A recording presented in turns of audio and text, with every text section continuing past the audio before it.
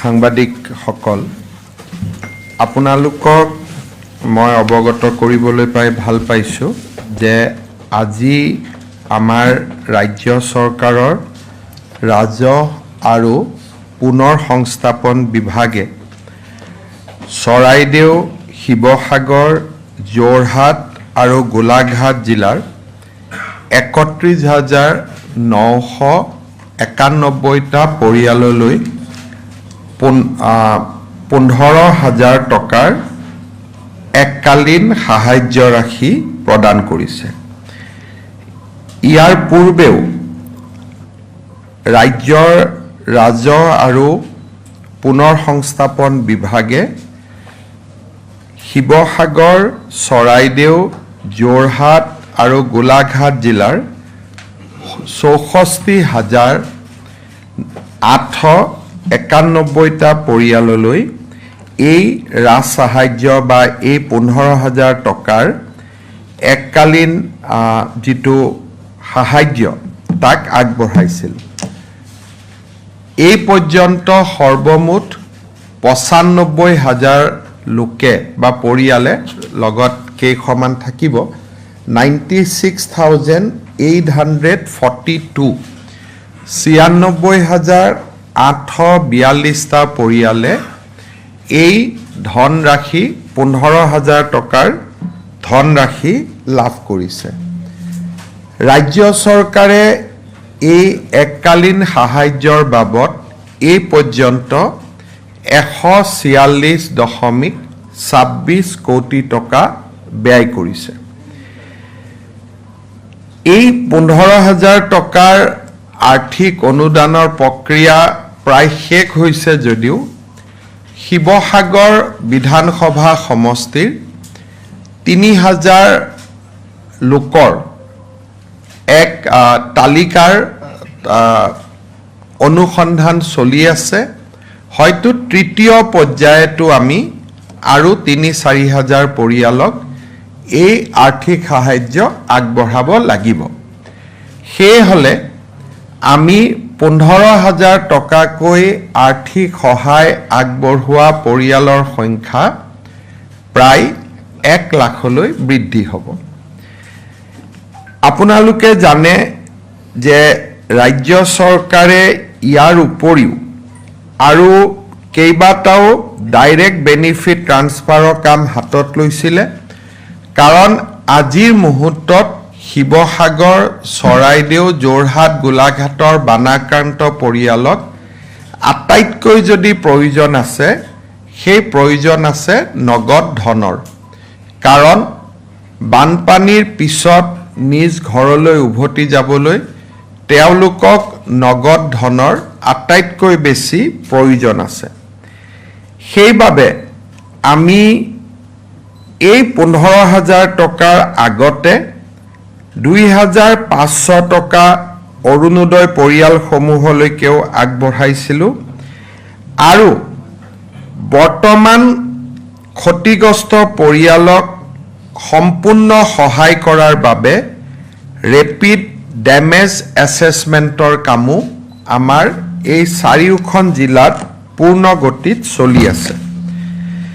আপোনালোকে জানি ভাল পাব যে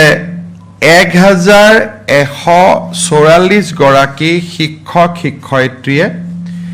এই ৰেপিড ডেমেজ এছেছমেণ্টত চৰকাৰক সহায় কৰিছে আৰু এই মুহূৰ্তলৈকে 26,681টা ডেমেজ হাউচ তেওঁলোকে আপলোড কৰিছে।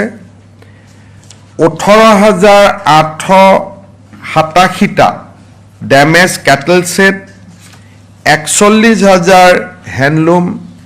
ৰিলেটেড ৰ মেটেৰিয়েলছ আৰু ঘৰচীয়া জীৱ জন্তু 5,98,691টাৰ জৰীপ তেওঁলোকে সম্পূৰ্ণ কৰিছে। ইয়াৰ উপৰিও কৃষি আৰু ফিছাৰীৰ জৰীপো সমান্তৰালভাৱে চলি আছে। কৃষি ক্ষেত্ৰত এতিয়ালৈকে ৯৯,২৫৬ জন কৃষকক আইডেণ্টিফাই কৰা হৈছে, যাৰ খেতি পথাৰ বানপানীৰ সময়ত বিভিন্ন ধৰণে ক্ষতিগ্ৰস্ত হৈছে। আমি বিশ্বাস কৰোঁ যে এই প্ৰথম পৰ্যায়ৰ যিটো ছাৰ্ভে ই ২৮ বা ২৯ আগষ্টত সামৰণি পৰিব। ২৮ বা ২৯ আগষ্টত প্ৰথম পৰ্যায়ৰ ছাৰ্ভে শেষ হোৱাৰ লগে লগে এই ছাৰ্ভেত ক্ষতিগ্ৰস্ত হোৱাৰ যিখন তালিকা তাক আমি ৱেব পৰ্টেলৰ জৰিয়তে প্ৰকাশ কৰিম, যাতে সকলোৱে নিজৰ নিজৰ নাম তাত আছেনে নাই, ডেমেজ তেওঁলোকে জনোৱা মতে নথিভুক্ত হৈছেনে নাই, তাক যাতে তেওঁলোকে পৰ্যবেক্ষণ কৰিব পাৰে। স্বাভাৱিকতে প্ৰথম পৰ্যায়ৰ ছাৰ্ভে শেষ হোৱাৰ পিছত ৰাইজৰ অভিযোগ থাকিব যে মোৰ নাম অহা নাই বা মই বিচৰা ধৰণে মোৰ নথিভুক্ত হোৱা নাই। এই অভাৱ অভিযোগবিলাক দূৰ কৰিবৰ বাবে আমি ১ ছেপ্টেম্বৰ বা ২ ছেপ্টেম্বৰৰ পৰা দ্বিতীয় লানি জৰীপ আৰম্ভ কৰিম। অৰ্থাৎ ৰাইজৰ যদি ৱেব পৰ্টেলটো চোৱাৰ পিছত ৰাইজৰ যদি অভাৱ অভিযোগ থাকে,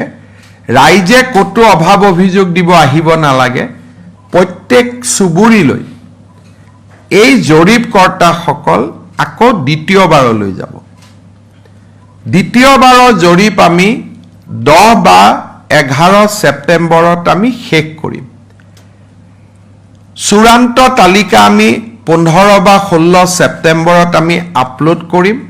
আৰু তাৰ পিছতো যদি ৰাইজৰ অভিযোগ থাকে, আমাৰ জৰীপকৰ্তাসকল তৃতীয়বাৰলৈও আমি জৰীপ ক্ষেত্ৰলৈ যাবৰ বাবে প্ৰস্তুত হৈ থাকিম। আমাৰ লক্ষ্য হ'ব যে দুৰ্গা পূজাৰ আগতে, অৰ্থাৎ ৯-১০ অক্টোবৰৰ আগতে বা ছেপ্টেম্বৰৰ শেষলৈ যদি তৃতীয় জৰীপৰ প্ৰয়োজন নহয়, আমি এই ৰেপিড এছেছমেণ্ট অনুসৰি মানুহক পাবলগীয়া ধনৰাশি আমি যাতে DBTৰ জৰিয়তে এনেকৈয়ে হস্তান্তৰ কৰিব পাৰোঁ। এই পৰ্যন্ত ২৬,৬৮১টা হাউচ ডেমেজকে আদি কৰি বৰ্তমানলৈকে প্ৰায় ৪৮০ কোটি টকাৰ ক্ষয় ক্ষতি আমাৰ পৰ্টেলত লিপিবদ্ধ হৈছে বা পৰ্টেলত আহিব পাৰিছে।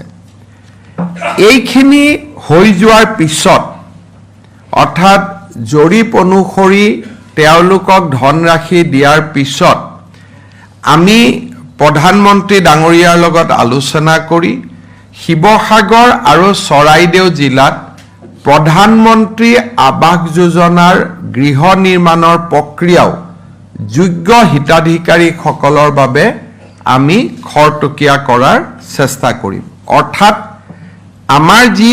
পুনৰ সাহায্য বা সাহায্যৰ প্ৰক্ৰিয়া চলি আছে, সি যথেষ্ট গভীৰ হ'ব, স্থায়ী হ'ব আৰু ৰাইজক সহায় কৰাৰ বাবে আপ্ৰাণ প্ৰচেষ্টা চলোৱা হ'ব। আজি মই পুনৰ এবাৰ এই ধনৰাশি বিতৰণৰ কাৰণে লোৱা প্ৰচেষ্টাৰ বাবে ৰাজহ বিভাগক ধন্যবাদ জনাইছোঁ আৰু মই আশা কৰিছোঁ যে এই প্ৰথম ১৫,০০০ টকাৰ যিটো ধনৰাশি, সেই বিতৰণৰ তৃতীয় যিটো ট্ৰান্স ৩-৪ হাজাৰ নাম বাকী থাকিব, সেয়াও অহা ২-৩ দিনৰ ভিতৰত সম্পূৰ্ণ হোৱাৰ লগে লগে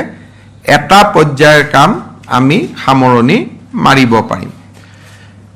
বাকী আমাৰ ৰাস্তা ঘাট, স্কুল, কলেজ, অংগনবাদী, নামঘৰ এই গোটেইবিলাকক সামৰি ইতিমধ্যে আমাৰ স্থায়ী কাম চলি আছে। মেডিকেল কেম্প, ভেটেনাৰী কেম্পছ এই গোটেইবিলাক চলি আছে আৰু বানাক্ৰান্তত মৃত লোকসকললৈও প্ৰতিগৰাকী ব্যক্তিলৈ ৯ লাখ টকাকৈ আগবঢ়োৱাৰ কামো আমি প্ৰায় শেষ কৰিব পাৰিছোঁ। মই ভাবোঁ যে আজিৰ এই ধনৰাশিৰ বিতৰণ হোৱাৰ লগে লগে ৰাইজে যথেষ্ট সকাহ পাব পাৰিব বেংকৰ লোন মৰেটৰিয়ামৰ ক্ষেত্ৰত এতিয়ালৈকে 1712 গৰাকী লোকে এই মৰেটৰিয়ামৰ বাবে আবেদন কৰিছে 31 আগষ্টলৈকে যিসকলে বেংকৰ লোন ঘূৰাই দিয়াৰ বাবে 6 মাহ বা এবছৰৰ মৰেটৰিয়াম ল'ব খোজে তেওঁলোকৰ সময় 31 আগষ্টলৈকে আছে এই পৰ্যন্ত 1712 গৰাকী ব্যক্তি আবেদন কৰিছে যদিও প্ৰায় 2 লাখ লোন চাৰিওখন জিলাত আছে অৱশ্যে প্ৰতি গৰাকীয়ে বানাক্ৰান্ত নহয় তথাপিতো মই ভাবো যে ই আৰু বেছি বঢ়াৰ সম্ভাৱনা আছে আৰু এই ক্ষেত্ৰত মই চাৰিওখন জিলাৰ ৰাইজক বিশেষকৈ বানাক্ৰান্ত ৰাইজক বেংক মৰেটৰিয়ামৰ কাৰণে আবেদন কৰিবলৈ আহ্বান জনাম ইন্স্যুৰেন্সৰ ক্ষেত্ৰত এতিয়ালৈকে 1598 গৰাকী ব্যক্তিয়ে আবেদন কৰিছে আৰু ইয়াৰে 170 গৰাকী ব্যক্তিৰ ইন্স্যুৰেন্সৰ যি ক্লেইম হি সেটেল হৈছে আৰু ইন্স্যুৰেন্স কোম্পানী বিলাকে ইতিমধ্যে 170 গৰাকী ব্যক্তিক ইন্স্যুৰেন্সৰ ধন মুকলি কৰি দিছে ক্লেইম কৰিছে 1598 170 গৰাকী ব্যক্তিৰ ক্লেইম ইতিমধ্যে সেটেল হৈছে আৰু আমি এই ক্ষেত্ৰত অগ্ৰাধিকাৰ ভিত্তিত ৰাইজক আহ্বান জনাম যে আপোনালোকে যাতে নিজৰ বীমাৰ ধনৰাশি আপোনালোকে ক্লেইম কৰে বীমাৰ ধনৰাশি আপোনালোকে বিচাৰি নিজৰ নিজৰ বীমা কোম্পানীৰ লগত আপোনালোকে যেন যোগাযোগ কৰে বানপানীৰ ক্ষেত্ৰত মই এইখিনি আপোনালোকৰ আগত আগবঢ়ালো বেলেগ মোৰ কেইটামান আৰু কবলগীয়া কথা আছে তালৈকে যোৱাৰ আগতে বানপানীৰ ক্ষেত্ৰত যদি আপোনালোকৰ কিবা প্ৰশ্ন আছে নিশ্চিতভাৱে আপোনালোকে কৰিব পাৰে তাৰ পিছত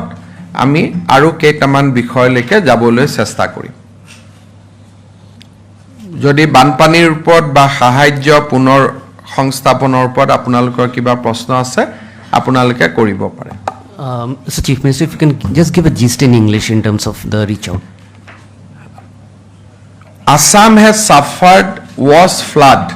more particularly in 4 districts, Sibsagar, Saraideo, Jorhat and Golaghat.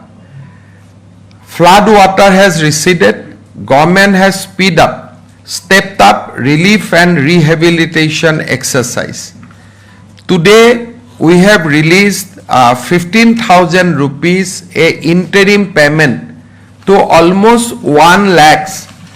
flood victim family. Rapid assessment survey is on. Already almost 36,000 family have been assessed by our assessor. So far, assessor has estimated that there is a direct loss of almost 450 crore. However, this survey is about 30% of the people. The survey will continue up to 31st August, and I believe that amount will be somewhere around 1,000 plus crore. Government is committed to provide full assistance to the flood victim family. I will appeal every citizen, every household to participate in rapid assessment survey so that we can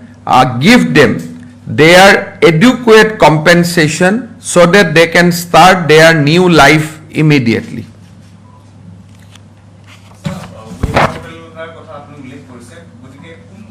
Web portal আমাৰ যেটো SDMৰ web portal হ'ব আমাৰ যেটো অসম চৰকাৰৰ web portal হ'ব আমি যিদিনাখন ইয়াক আপলোড কৰিম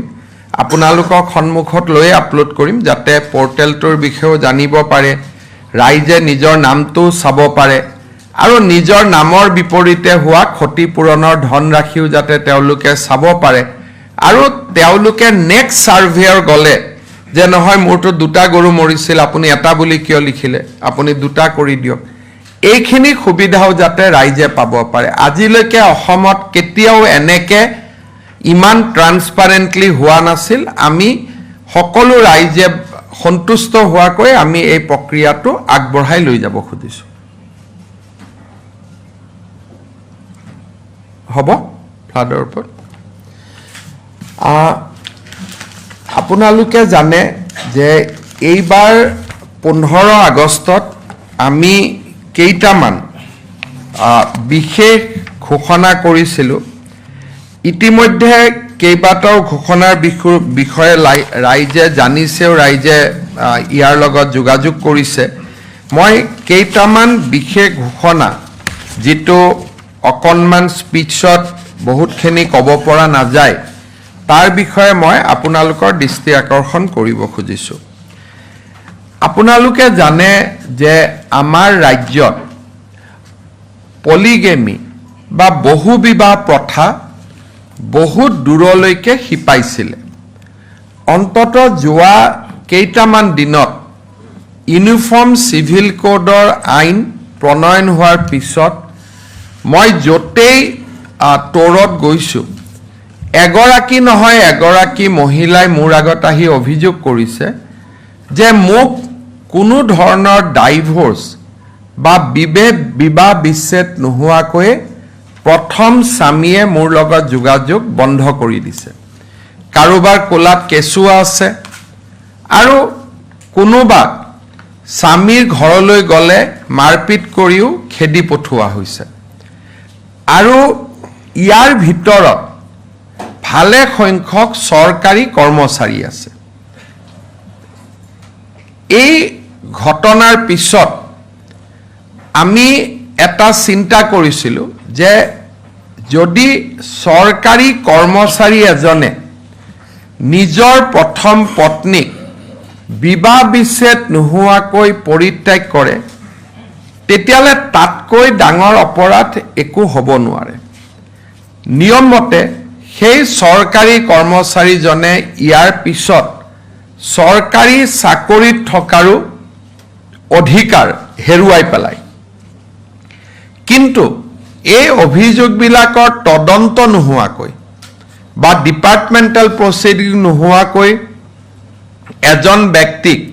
চৰকাৰী চাকৰিৰ পৰা আমি গুচাই বুলি ক'লে গুচাব নোৱাৰো সেই কাৰণে আমি এটা নতুন সিদ্ধান্ত লৈছো যে পৰিত্যাগ কৰা পত্নী গৰাকীয়ে যদি ডিডিঅ জনক অৰ্থাৎ যিজনে দৰমহা দিয়ে তেওঁক যদি আবেদন কৰে তেওঁৰ দৰমহাৰ 20% ইনক্লুডিং ডিএ এটো নহয় যে বেসিক স্যালাৰি সম্পূৰ্ণ দৰমহাৰ 20% পৰিত্যাগ কৰা পত্নী গৰাকীৰ একাউণ্টলৈকে ট্ৰান্সফাৰ কৰি দিব কেছু চলি থাকিব প্ৰসিডিংও চলি থাকিব সমান্তৰালভাৱে মহিলা গৰাকীয়ে 20% দৰমহাৰ ধন লাভ কৰিব যাতে তেওঁলোকে এটা জীৱন এটা আৰম্ভ কৰিব পাৰে আজি আমাৰ চৰকাৰী কৰ্মচাৰীৰ এভাৰেজ দৰমহা 50,000 প্লাস ইন এণ্ড এৰাউণ্ড গতিকে লগে লগে অন্তত মাহত 10-12,000 টকা সেই পত্নী গৰাকীয়ে পৰিত্যাগ পত্নী গৰাকীয়ে লাভ কৰিব পাৰিব আৰু ইমানতে শেষ হৈ নাযায় কৰ্মচাৰীজনৰ ওপৰত ডিপাৰ্টমেণ্টেল প্ৰচিডিংও আৰম্ভ হ'ব সমান্তৰালভাৱে ভাৰতৰ কোনো ৰাজ্যত এতিয়ালৈকে পলিগেমি বা বহু বিবাহৰ বিৰুদ্ধে এনে ধৰণৰ ব্যৱস্থা হাতত লোৱা নাই আমি অসমে প্ৰথম আৰম্ভ কৰিছিলো যে কোনোবা সন্তানে যদি চৰকাৰী কৰ্মচাৰী সন্তানে যদি নিজৰ পিতৃ মাতৃক কষ্ট দিয়ে টকা পইচা নিদিয়ে দৰমহাৰ 10 পৰা 15% প্ৰণাম আয়োগে কৰ্মচাৰীজনৰ পিতৃ মাতৃক হস্তান্তৰ কৰিব পাৰিব ইয়াৰ পিছত কিছু সংখ্যক এনে ব্যৱস্থা লোৱাৰ পিছত এতিয়া চৰকাৰী কৰ্মচাৰীৰ বিৰুদ্ধে এনে অভিযোগ প্ৰায় নোহোৱা হৈছে মই ভাবো যে আজি আমাৰ ৰাজ্য চৰকাৰে যেটো সিদ্ধান্ত লৈছে ইও আমাৰ আই মাতৃসকলক সুৰক্ষা দিয়াত এক ডাঙৰ পদক্ষেপ হিচাপে থিয় দিব मैं हिंदी में भी बोलने का भी कोशिश करूंगा हमारे बहुत सारे सरकारी कर्मचारी ने डाइवोर्स बिना पहला पत्नी को त्याग कर देने का घटना हमारे सामने निरंतर आ रहे थे सरकारी कर्मचारी कभी भी बहु विवाह नहीं कर सकता है पहला पत्नी को डाइवोर्स करने का पहले लेकिन यह सिलसिला चलते रहे और बहुत सरकारी कर्मचारी भी ये काम ने अपने आप को इन्वॉल्व किया हमने निर्णय लिया हो ऐसा हर सरकारी कर्मचारी का खिलाफ सरकार डीपी करेगा सरकार व्यवस्था लेगे और जब तक ये डीपी व्यवस्था कंप्लीट नहीं होगा तब तक पहला पत्नी का अकाउंट में हम 20% तनख्वाह सरकार का लेवल से ही डायरेक्टली हम पहला पत्नी का खाता में ट्रांसफर करने का काम करूंगा ये 20 पहले हमने असम में निर्णय लिया था कि अगर कोई सरकारी कर्मचारी अपना पिता माता का देखभाल नहीं करेगा तब हम तनख्वाह से 10 से 15% डिडक्ट करके पिता माता के अकाउंट में भेजूंगा ये स्कीम काफी सक्सेस रहा आज पिता माता का व्यवस्था पिता माता का ख्याल नहीं रखते हैं ऐसा कंप्लेन घट गया मेरा लगता है अभी जो 20% सैलरी हम ट्रांसफर करूंगा पहला पत्नी का नाम में और साथ साथ डिपार्टमेंटल प्रोसीडिंग भी शुरू होगा मेरा लगता है कि असम का सरकारी कर्मचारी में बहु विवाह बंद होगा पहला पत्नी को छोड़ देने का जो एक घृणनीय काम करते हैं इस काम का भी समाप्त होगा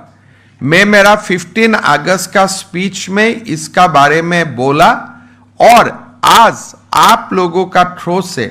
मैं सबको यह संदेश देना चाहता हूं कि सरकार कठोर होगा उसका पहले ही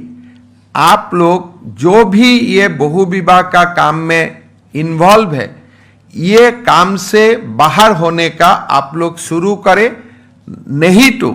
सरकार आप लोगों का ऊपर सख्त से सख्त कदम लेगा द्वितीयते आमी 2 অক্টোবৰৰ পৰা অসমত এটা কাম কৰিব খুজিছো যোৱা কেইদিনমানত আমি আমাৰ সেক্ৰেটাৰিয়েটত মই আপোনালোকক পিছত দেখুৱাম আমাৰ এটা ই ফাইল ব্যৱস্থা এটা আমি আৰম্ভ কৰিছো ই ফাইল ব্যৱস্থাত চৰকাৰলৈ অহা প্ৰত্যেকখন নথি আমি ৰেজিষ্টাৰ কৰো প্ৰত্যেক ফাইল কাৰ ওচৰত কিমান দিন আছে সেইটো আমি দেখা পাওঁ আৰু যিকোনো এখন কাগজ যদি মোৰ টেবুলত পৰি আছে ৰনোজ পেগুৰ টেবুলত পৰি আছে কোনোবা বিষয়াৰ ওচৰত বহি আছে আমি তাক স্পষ্ট কৰি চাব পাৰো ইয়াৰ ভিতৰত আমি দেখা পাইছিলো যে বৰ্তমান অসম চৰকাৰৰ সচিবালয়ত এনেকুৱা পেন্ডিং কাগজ বা ফাইলৰ সংখ্যা প্ৰায় 3 লাখতকৈ বেছি আছে এই 3 লাখ এনেকুৱা নহয় যে হয়তো কিছুমান খুব ৰুটিন কামো আছে কিন্তু তথাপিতো যদি আমি চাব যাওঁ যে 3 লাখ করসপন্ডেন্স আৰু 3 লাখ ফাইল আজি দিনটোত উন্মুক্ত হৈ আছে ডিসপোজেল হোৱা নাই সেই ধৰণে ডাইৰেক্টৰেট আৰু ডিসি কোৰ্টতো সমান সংখ্যক কাগজ নিশ্চিতভাৱে জমা হৈ আছে আমি এতিয়া 2 অক্টোবৰৰ পৰা প্ৰজেক্ট সদ্ভাৱনা বুলি আমি এটা কাম আৰম্ভ কৰিম যে 2 অক্টোবৰৰ পৰা 31 জানুৱাৰীলৈকে আমাৰ অসম চৰকাৰৰ ভিতৰত যিমান পেন্ডিং কাগজ আৰু ফাইলছ আছে আমি সকলোৱে তাক ডিসপোজ কৰিব পাৰিম এটা পোৰ্টেল হ'ব য'ত নেকি ৰাইজেও আবেদন কৰিব পাৰিব যে মোৰ অমুকখন কাগজ জমা হৈ আছে এনেকুৱা নহয় যে অকল চৰকাৰে